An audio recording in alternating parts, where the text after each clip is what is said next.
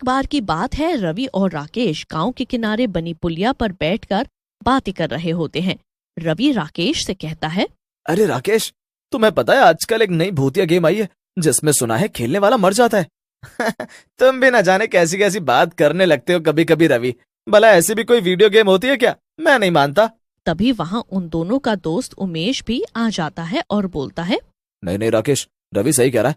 मैंने भी पढ़ा है अखबारों में इस वीडियो गेम के बारे में। इसे खेलने वाला जिंदा नहीं बचता है, इसीलिए मैंने तो इंटरनेट में सर्च तक नहीं किया इसके बारे में। अगर तुम कह रहे हो तो सही ही कह रहे होगे उमेश। खैर हमें क्या करना, जो कुछ भी हो। फिर तीनों वहां से चले जाते हैं। लेकिन राकेश के मन ही मन उस मौत की वीडियो गेम के बारे में सोचता रहता है और आधी रात को उठकर बैठ जाता है। भला ऐसा कैसे हो सकता है? कोई वीडियो गेम इंसान की जान कैसे ले सकती है? मुझे लगता है ये सब बकवास है। लेकिन राकेश जिज्ञासा के कारण अपना लैपटॉप चालू करके उस गेम के बारे में इंटरनेट में सर्च करने लगता है। लेकिन काफी देर तक उसे कुछ भी नहीं मिलता। ये सोचकर राकेश हंसने लगता है। देखा, कुछ भी नहीं है। ये दोनों कुछ भी खबर पढ़ और सुन लेते हैं और फिर डरते हैं। आने तो कल उड़ाऊंगा इन दोनों का मजाक। लेकिन तभी एकदम से उसके लैपटॉप की स्क्रीन काली हो जाती है और उस पर एक वार्निंग लिखी आई होती है। ये मौत का वीडियो गेम है, इसको खेलना मना है। खेलने वाले की जान भी जा सकती है। खेलने के लिए एंटर दबाएं। वार्निंग पढ़कर राकेश घबरा जाता है, लेकिन हिम्मत बांधकर वे एंटर कर देता है। एंटर करते ही उसके लैपटॉप की स्क्रीन पर एक खूनी साया आता है जो हंसते हुए कहता है, आओ राकेश, मौत के इस वीडियो गेम में तुम्हारा स्वागत है। तुम आ तो गए हो अपनी मर्जी से, लेकिन अब तुम यहाँ से इस गेम को कंप्लीट किए बिना जा नहीं सकते। खूनी साए की बात सुनकर राकेश घबरा जाता है और लैपटॉप बंद कर देता है। अरे मर गया रे, ये क्या कर दिया मैंने?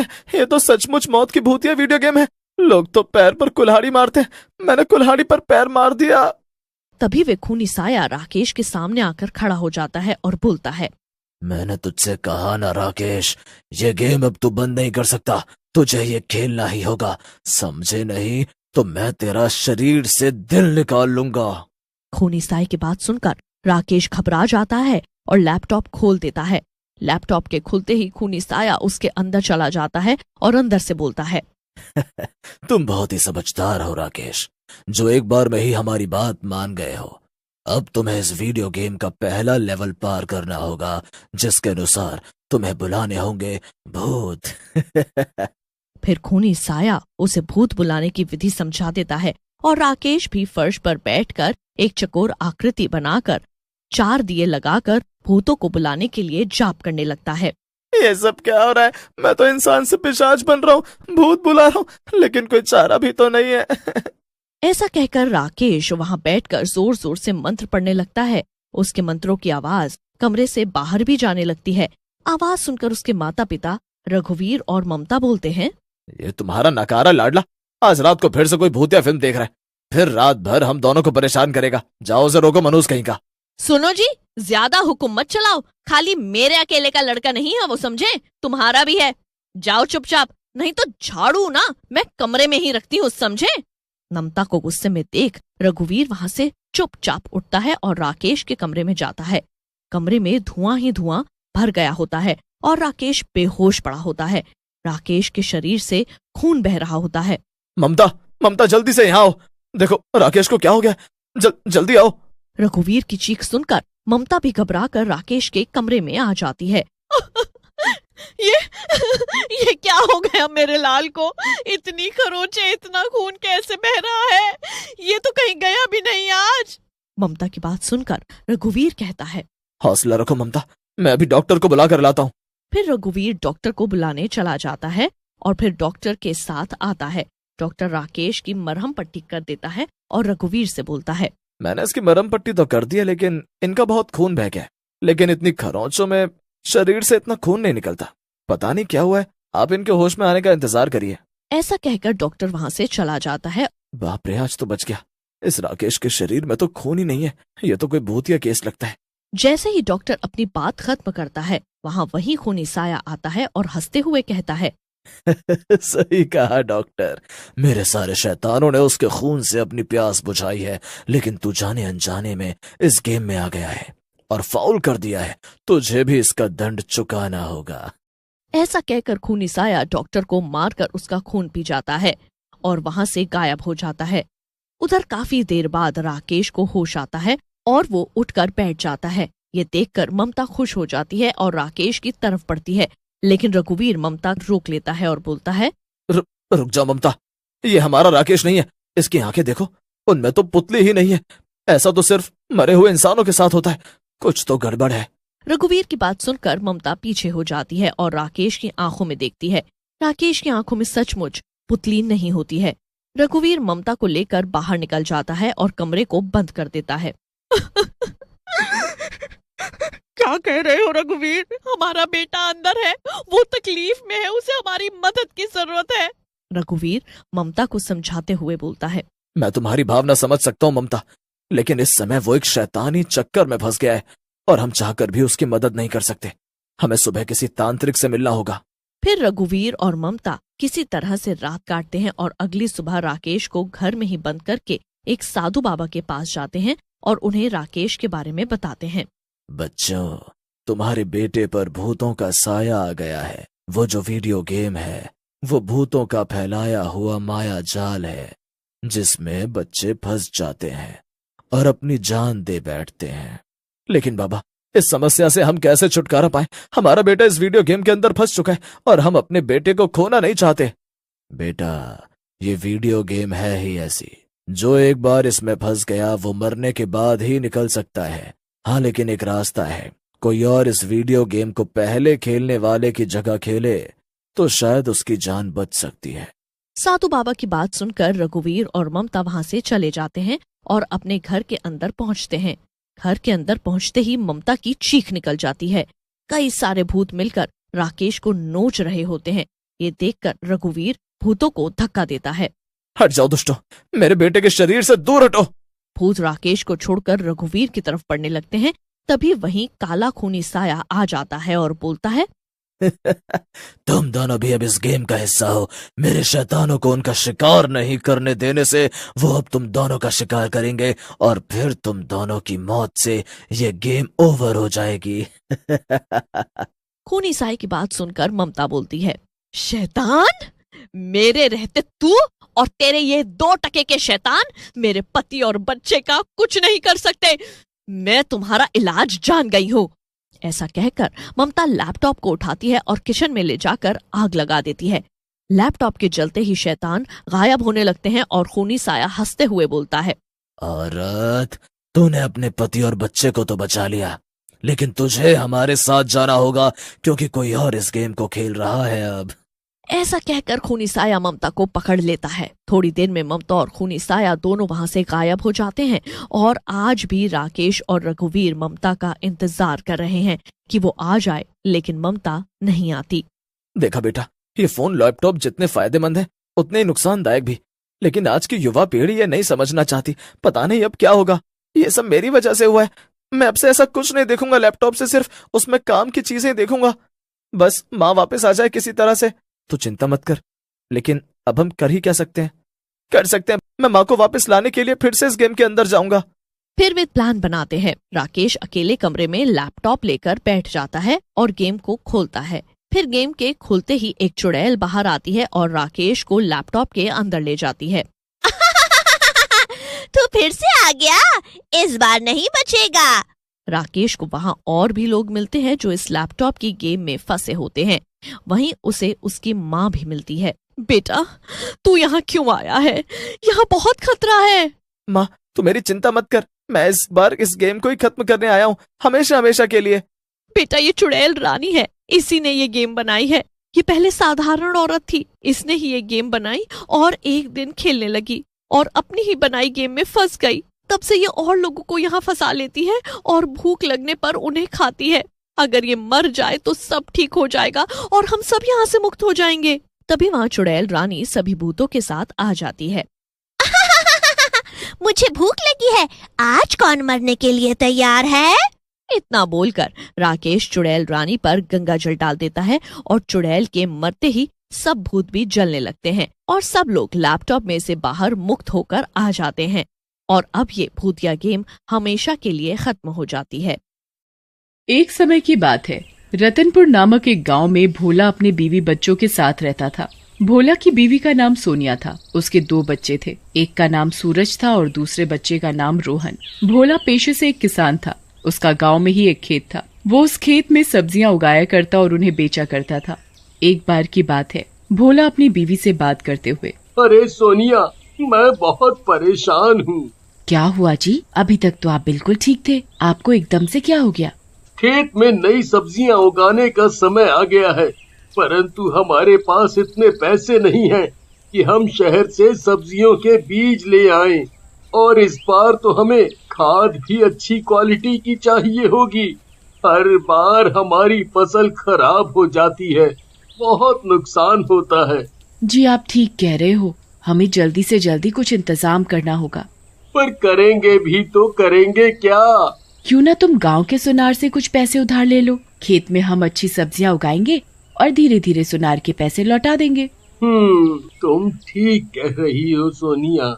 इसके अलावा इस समय हमारे पास कोई इलाज भी नहीं है। अगले दिन भोला सुनार के पास जाता है। अरे भोला, तुम आज यहाँ कैसे? बताओ, तुम्हें क्या चाहिए? भोला के चेहरे पर परेशानी और मायूसी थी। अरे लाला जी, मैं क्या बताऊं, मुझे बस आपकी थोड़ी मदद चाहिए थी। बोलो भोला, क्या हुआ? जी, वो मुझे कुछ पैसे उधार पर चाहिए थे। आप मेरी मदद कर देंगे तो मेरी परेशानी हल हो जाएगी। मैं तुम्हें पैसे तो दे दूंगा, मुझे उसमें कोई दिक्कत परेशानी नहीं है, पर तुम्हें पैसे के बदले इधर कुछ रखवाना पड़ेगा। ऐसा तो मेरे पास कुछ भी नहीं है। मेरे पास तो बस मेरे खेत के ही कागजात हैं। मैं आपको वो ही दे सकता हूँ। ठीक है, तुम कल वही ले आना, मैं उससे तुम्हें तुम्हारे पैसे दे दूंगा। भोला अगले दिन सुनार के पास अपने खेत के कागजात लेकर जाता है और सुनार उसे उसके मनचाहे पैसे दे देता है। तुम ये पैसे ले तो रहे हो, पर तुम्हें इन पैसों का हर महीने ब्याज भी देना पड़ेगा, 5,000 रुपया महीना। ठीक है लाला, मैं आपको हर महीने ब्याज देने आऊंगा और कोशिश करूंगा कि जल्दी से जल्दी आपके पैसे लौटा दूं। भोला सेठ से पैसे लेकर अपने घर की तरफ रवाना हो जाता है। घर जाकर भोला अपनी बीवी सोनिया से बात करते हुए, सोनिया, चलो हम बाजार चलें और अपने खेत में फसल उगाने के लिए सामान लेकर आए। सोनिया भी भोला के साथ तैयार होकर बाजार जाने के लिए चल देती है। कुछ ही देर बाद भोला और सोनिया बाजार से अपने खेत में सब्जियां उगाने के लिए बीज और खाद और सारा सामान ले आते हैं।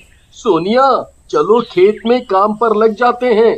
इस बार तो हमें डबल मेहनत करनी होगी। हमें इस बार ब्याज भी देना है और अपने खेत के कागजात भी सुनार से वापस लाने हैं। जी आप बिल्कुल ठीक कह रहे हो, चलो हम जल्दी से अपना काम शुरू करते हैं। सोनिया और भोला बिना आराम के अपने खेत में काम करना शुरू कर देते हैं। सोनिया और भोला मेहनत तो कर रहे थे, परंतु उन्हें क्या पता था इस बार मौसम उनका साथ नहीं देगा। एक तरफ भोला और सोनिया लाला से पैसे लेकर अपने खेत में फसल लगा रहे थे।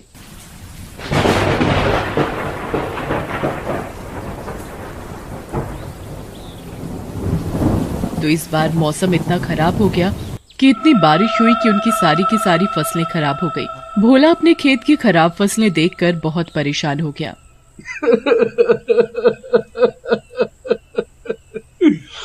सोनिया, अब हम क्या करेंगे? हमारी सारी की सारी फसल खराब हो गई है। हमें लाला को ब्याज भी देना होगा, वो बिना ब्याज के कहाँ मानेगा? भोला भी बेचारा परेशान हो जाता है और वो लाला के पास जाता है और अपना ब्याज माफ करने को बोलता है। तुम कैसी बात कर रहे हो भोला? ये सुनार की दुकान तो मैंने बस ऐसे ही खोली हुई है। मेरा असली धंधा तो ब्याज से ही आता है। मैं तुम्हारा ब्याज माफ नहीं कर सकता। ब्याज तो तुम्हें किसी भी कीमत पर देना ही पड़ेगा। भोला ये सुनकर बहुत मायूस हो जाता है। देखते ही देखते भोला का ब्याज इतना बढ़ जाता है कि लाला के पैसे नहीं दे पाता और लाला उसका खेत हड़प लेता है। सोनिया, अब तो हमारे पास कुछ नहीं बचा। हम क्या ही काम धंधा करेंगे? तुम सही कह रहे हो, अब हमारे पास एक ही रास्ता है, हमें शहर जाकर कोई काम भोला और सोनिया अपने परिवार के साथ शहर की तरफ रवाना हो जाते हैं। शहर जाकर भोला को रिक्शे का काम मिल जाता है। भोला अब रिक्शे वाला बन जाता है। भोला बेचारा दिन रात बारिश में रिक्शा धोता और कुछ पैसे कमाता। एक दिन भोला के बेटे की तबीयत खराब हो जाती है। बेचारे गरीब भोला के पास तो उतने पैसे भी नहीं थे कि वो उसका इलाज करवा सके। जी, हमारे मुन्ने की तबीयत बहुत खराब है, बताओ हम क्या करें। घर में तो थोड़े बहुत भी पैसे नहीं है कि हम उसका इलाज करवा सके। मायूस भोला आखिरकार इस बात का जवाब भी देता तो क्या ही देता। तुम चिंता मत करो सोनिया, आज मैं ज्यादा मेहनत करूंगा और शाम तक ज्यादा पैसे लेकर आऊंगा ताकि हम अपने मुन्ने का जल्द से जल्द इलाज करवा सकें। भोला बिना कुछ खाए पिए मायूस होकर अपना रिक्शा लेकर निकल पड़ता है। तभी वो एक सज्जन आदमी जल्दी में होता है। अरे भैया, मुझे मार्केट तक जाना है, कितने पैसे लोगे? भैया बस 10 रुपया। ठीक है। आदमी फटाफट से भोला के रिक्शे में बैठ जाता है। आदमी भोला को पैसे पकड़ाता है और चला जाता है। उस सज्जन के जाने के बाद भोला देखता है कि वो आदमी अपना एक बैग तो रिक्शे में ही भूल गया है। ओफो, ये भाई साहब तो अपना बैग रिक्शे में ही भूल गए हैं। अब मैं इन्हें कैसे ढूंढूंगा? भोला बेचारा अपनी ईमानदारी का पक्का था। वो उधर ही खड़ा रहता है। ये भैया आएंगे जरूर, ये जल्दी में थे इसीलिए इनका बैग छूट गया है। मुझे पूरी उम्मीद है भैया आएंगे। एक तरफ बेचारे भोला ने अपनी बीवी से वादा किया था कि वो आज ज्यादा पैसे कमा कर लाएगा, और दूसरी तरफ बेचारा भोला उस आदमी का बैग लौटाने के चक्कर में फंस जाता है और वो वहीं खड़ा रहता है। देखते ही देखते शाम हो जाती है।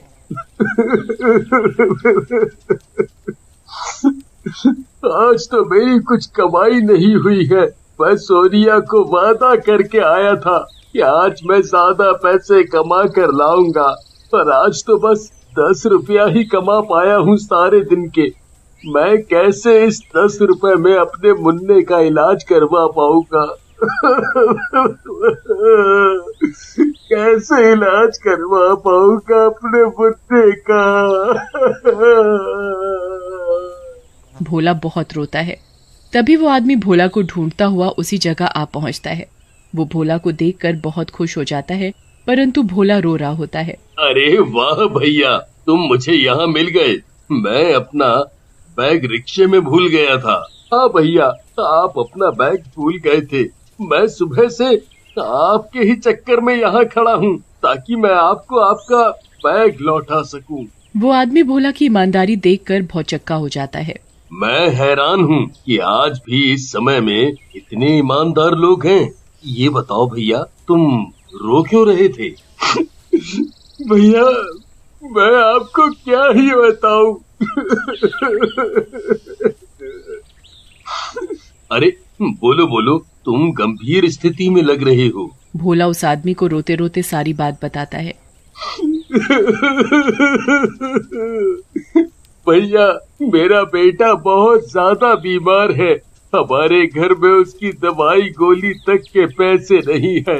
मैं आज अपनी बीवी से वादा करके घर से निकला था कि आज मैं डबल मेहनत करूंगा और शाम तक कितने पैसे ले आऊंगा कि उसका इलाज हो जाए, पर आप अपना बैग भूल गए थे रिक्शे में।